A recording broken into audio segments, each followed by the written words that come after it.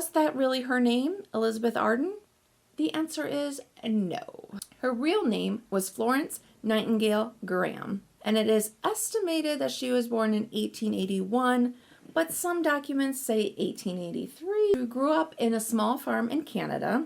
At one point in her life, she did start training as a nurse in Toronto, but then she gave that up when she realized that, number one, she didn't like the sight of blood, and she didn't like dealing with sick people. So yeah, nurse, not a good fit. The story goes that she met a biochemist and he got her interested in skin creams. Then she ended up mixing up things in her kitchen and just kind of experimenting a little bit more. Her brother William had moved to New York, and then later when she got older, she joined him in New York. She got a job as a bookkeeper for a pharmaceutical company called E.R. Squibb and Sons. So here she continued to explore and really just pursue her interest in that chemistry and, mixing products and different formulas and just, kind of playing that mad scientist. In 1908, she took a job at a beauty salon with Eleanor Ader, and this was in New York. Florence's job, she wore a few different hats there. She was the cashier, the receptionist, and secretary. And then she also learned how to apply the various treatments that was being offered in the salon. So by 1909, she knew that she was really interested in this and wanted to kind of go out on her own, but not fully on her own. So she went into a partnership with Elizabeth Hubbard, and they opened a salon on the 3rd floor of the Walton Building, which was a brownstone on 5th Avenue. And so here comes the question, because even back then, there was a red door on the salon. So why the red door? And I thought when I was researching this that there was going to be some grand story, behind it of what the color red meant or to one of them or something. They painted the door bright red with brass accents simply to stand out from the other shops that were on the street. Now the partnership then kind of dissolved and Florence was left with the lease on the beauty salon. The name Elizabeth Hubbard was in gold lettering on the window. Well, she decided that she liked the name Elizabeth, or who knows, maybe she just didn't want to pay for all of it to be refinished, but the story goes that she liked the name Elizabeth, so she wanted to keep that, and then she added Arden to it. So why did she pick that name? It's thought that it was from a poem, Enoch, I'm probably saying that wrong, Arden. Other people said that she got the name from reading about the Orange County estate of a railroad guy, Edward Henry Harriman, which was called Arden. Now going forward from this point on, I will refer to Florence as Elizabeth Arden. She started advertising her cosmetics and products in magazines and newspapers, and then eventually it spread to newspapers across the country, and so people could order her products just through mail order. That way you didn't have to be in New York to get her products. At this time, there was mostly 2 products, the Venetian Pore Cream and the Venetian Eyelash Grower, which I found that so interesting that she was doing an eyelash grower, basically like an eyelash serum back then. In 1912, she made her first trip to Europe, and she toured the beauty salons of Paris and London looking for new products, new treatments. On the way home, she developed a romance with Thomas Lewis. In 1914, she opened 2 more salons, and she also created more products that could be sold in department stores. In 1915, her and Thomas Lewis, they were married. And just so interesting how she was really into many things. There was a signature treatment at this time at the Arden's Salon d'Oro, which I'm assuming that was like the Parisian that influence. There was a muscle strapping similar to what Eleanor, that salon where she started, Eleanor had a strapping electrical treatment, and so now Elizabeth Arden, she created one that was kind of similar. However, her version left out the electrical parts of the facial routine. So she used a finger padding and a vibrating massage in her facial routines, rather than at the time the other people were doing broad massage strokes. So she was just more doing patting. Her thought process was that the massage stretches the skin. Padding and the strapping was combined with skincare cosmetics to lift and tone muscles. And then there was muscle oils to feed the underlying tissues. Now, my mom had went to one of the salons, the Red Doors, in Chicago, and she said that was the best facial that she's ever had. That it just felt so good, so lightweight on the face, and just, she said it was wonderful. So Arden went on to publish numerous informational booklets on how to conduct the home treatments. One was titled The Quest of the Beautiful, and she did this because she said she wanted the women to come into the salon, get the treatment, but then also to be able to purchase the products, get the booklet, and replicate that at home. By 1920, she was selling a multiple of types of straps. She even sold the Arden Venetian Patter, which was a device to use at home to get rid of a double chin, firming the facial muscles and the skin, and help maintain the contour of the face and neck. In the 1920s, she also expanded her cosmetics product, and she expanded to selling in salons overseas. By 1923, she had opened over 650 accounts with agents and smart shops throughout the world. Some of the department stores that carried the Arden products now at this time actually opened Arden salons within their department stores. Also in the 1920s, we saw some fashion change. Women were now showing more of their arms and legs. Arden, being a smart businesswoman, wanted to take advantage of this trend, and she introduced exercise programs and other reducing treatments to help women lose weight and kind of firm up, any soft, flabby tissue. She created a department of exercise when she opened a new salon in New York on Fifth Avenue in 1930, and it was a complete gymnasium. So isn't that weird? You had like full-on salon service, exercise service. There was an exercise program that came in 6 parts. The Doughboy to wake up the circulation, In and Out to correct constipation, Scissors to mold the hips and thighs, Chin, Toe, and Jackknives for the neck, hips, and abdominal. Then she also had the Twist, Pull, and Squeeze for the waist and shoulders, Balance for poise and grace. In 1922, she added a reducing soap to her Venetian line. It claimed that it was absorbed into the skin to dissolve the underlying fat. In 1923, she went back to that thought process, of women come in, but they also want to do this stuff at home.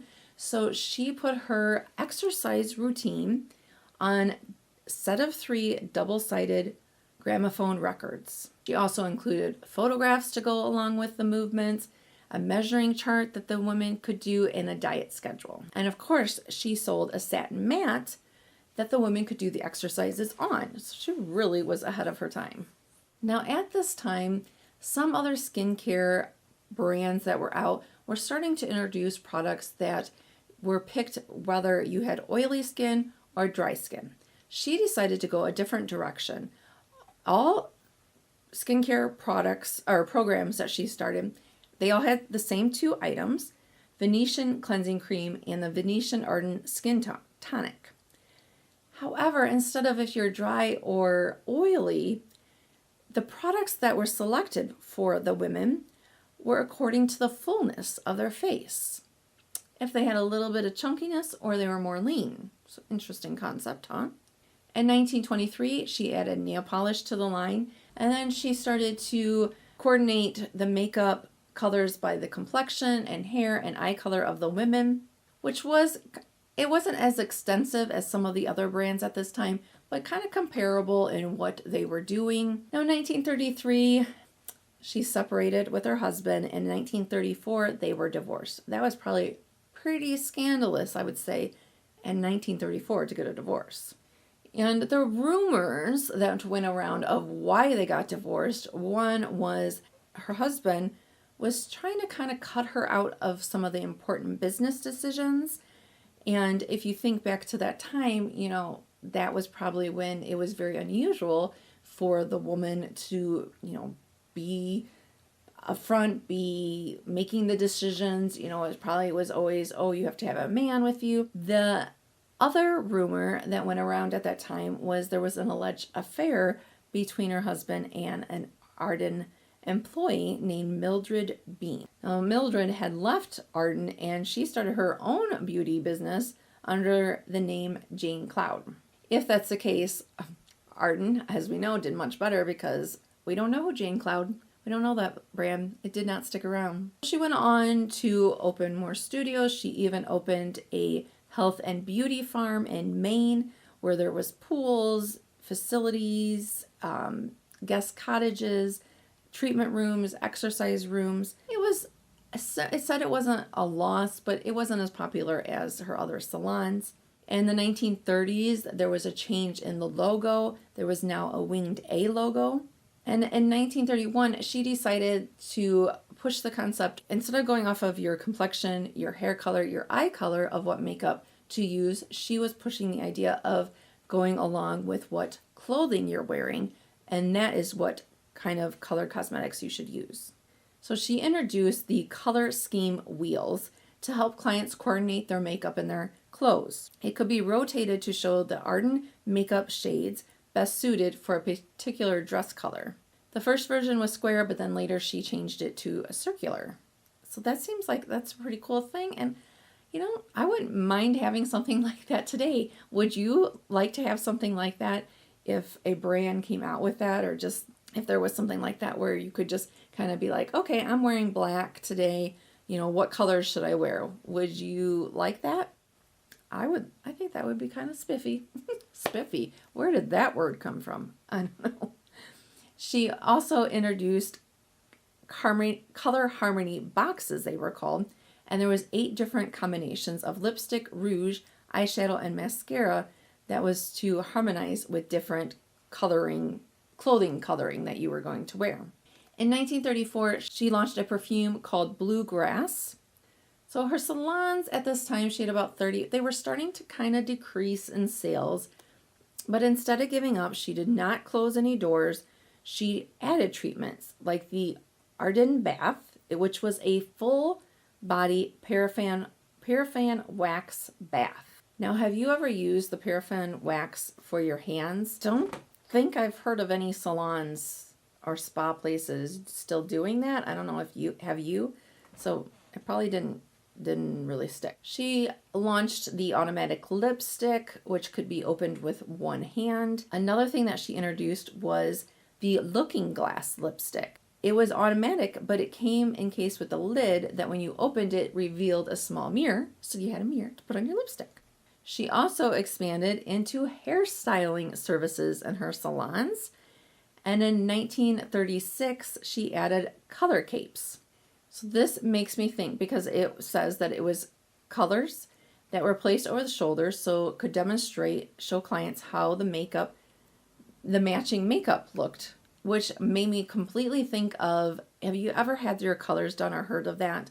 I think in the 80s or 90s, probably 80s, I don't know.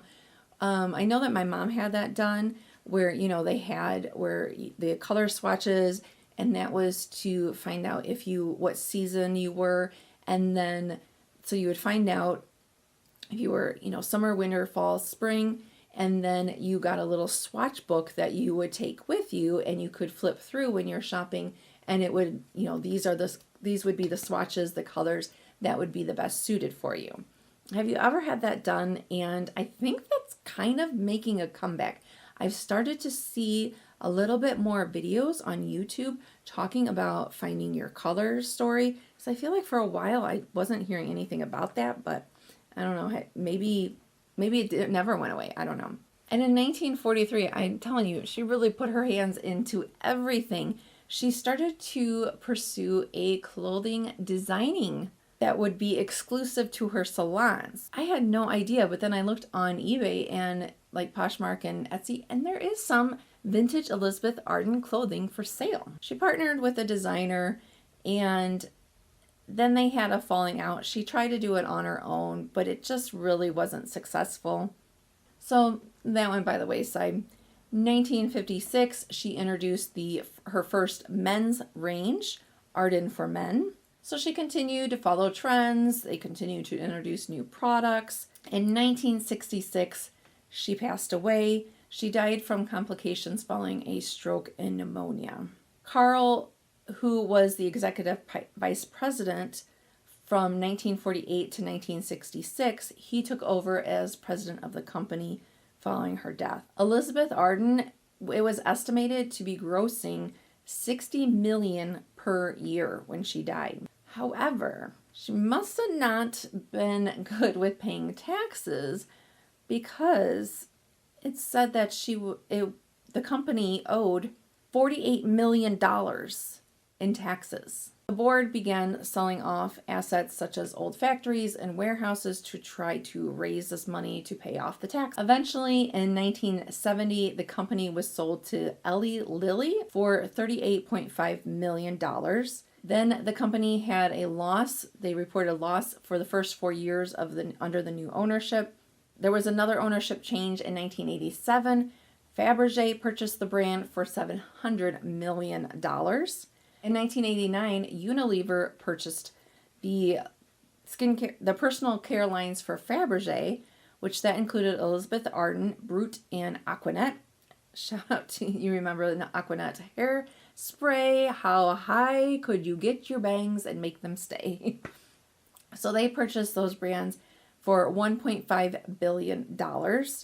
And then in 2016, Revlon, they bought Elizabeth Arden in a $870 million deal. And Revlon still owns them today. And an interesting thing is, in January of 2023, one of the Elizabeth Arden's cream had a 60% increase right away. And online, like in stores, 60%, online, and 180% boost in the sales of this cream. January of 2023, earlier this year. Anybody pause the video? Does anybody have an idea of why this cream, one of the Elizabeth Arden creams, saw a huge increase in sales earlier this year? Let me know down below. Prince Harry, I don't know if you follow the royals or follow any of that, but he put out his memoir, Spare, and in that, he mentioned that his mother, Princess Diana, always loved one of the Elizabeth Arden's cream, and he had used this cream. This is just so weird. One of his mother's favorite cream, as an ointment on his frostbitten male member. So yeah, that shot up the sales. Now, just to kind of go back a little bit, in 2019, the spa chain, Elizabeth Arden Red Door, they were rebranded. The idea was to try to capture the millennial market. Now, unfortunately, March 19th of 2020, they filed for bankruptcy. And they have closed. It said earlier, I found an article in 2020 that said they filed for bankruptcy and were forced to close several of the locations. Now, when I looked if they are still open, it said that they are all permanently closed. Elizabeth Arden, unfortunately, it is not a cruelty-free brand. I love looking at vintage ads. I don't know about you, but before we get to the montage of Elizabeth Arden vintage ads, I just wanted to say thank you so much for watching. It really means the world to me. And if you like beauty and fashion, I hope that you will hit that subscribe button down below and enjoy the Elizabeth Arden montage.